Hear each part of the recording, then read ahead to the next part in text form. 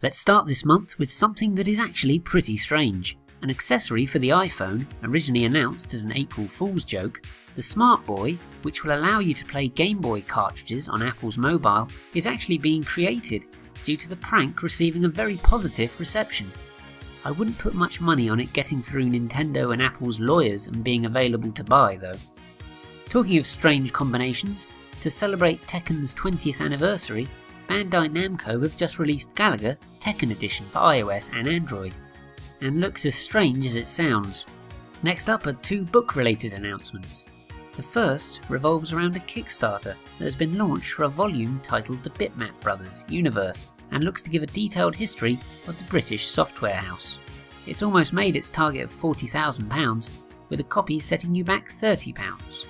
The second is the Atari 2600 Encyclopedia Volume 1, which looks to detail every game released for the system, and will come out later this year.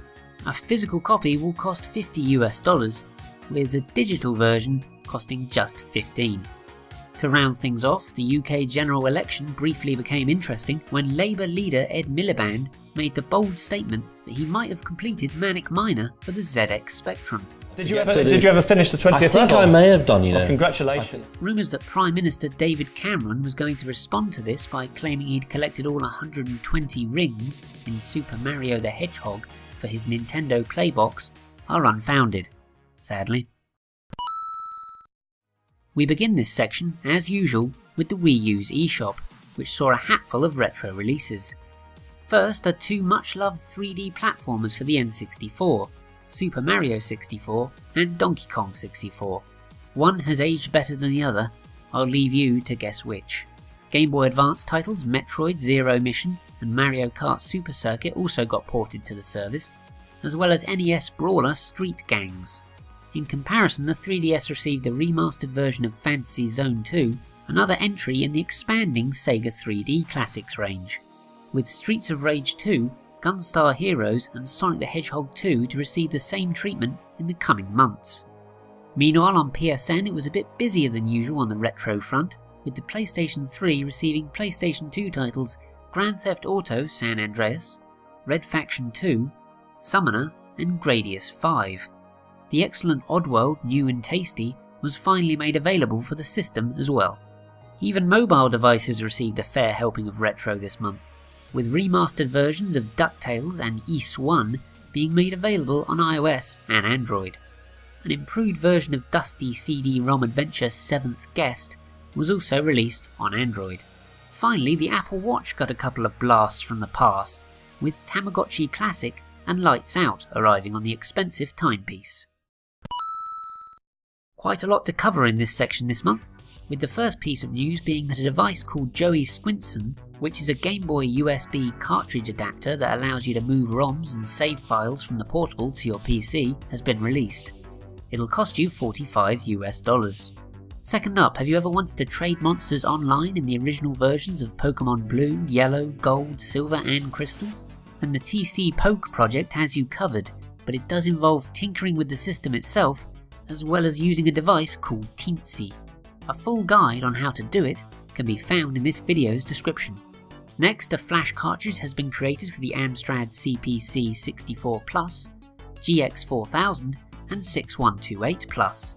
The next batch will be available around June, and you'll have to visit the CPC Wiki forums to be put on the waiting list, with one setting you back €60.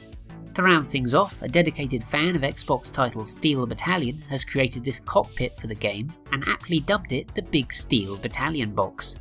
And an HDMI adapter add-on is in the works for the Dreamcast, but no release date has been given for it at this time. To start off, arcade platformer Little Dragon 2 has been released for the ZX Spectrum, but then things start to get a bit stranger on the homebrew front. First, an array of Atari ST games has been ported to the Atari Jaguar, including R-Type, Gauntlet 2, Cybernoid, and Fantasy World Dizzy. I've no idea why, but the Jag could do with a few more good games anyway. Even odder is that Sega CD cult classic Snatcher has been ported to the Virtual Boy. Words fail me. Beyond that, a realm of ROMs for unreleased and incomplete titles surfaced online in April and are available to download. They include Sound Factory for the SNES, Sonic Xtreme on the Saturn, and Game Boy Advance shooter Dune Ornithopter Assault. Builds of Tom and Jerry The Chase Is On for the SNES and Beyond Kung Fu, a sequel to Kung Fu Master, were also found but aren't available to download at this stage. 4 fan translations this month, with half of them for NES titles. Wizardry 2, Legamin no Insan, and Yo Noid, to be specific. The others are Survival Kids 2, Dashutsu Futagushima on the Game Boy Color, and Dragon Force 2 on the Sega Saturn. Hey, thanks for watching all the way to the end, I really do appreciate it. If you'd like to support this channel even more, do consider giving this video a thumbs up. Also subscribe if you don't want to miss when another video is uploaded. You can even like the channel on Facebook and follow me on Twitter. Here, take this!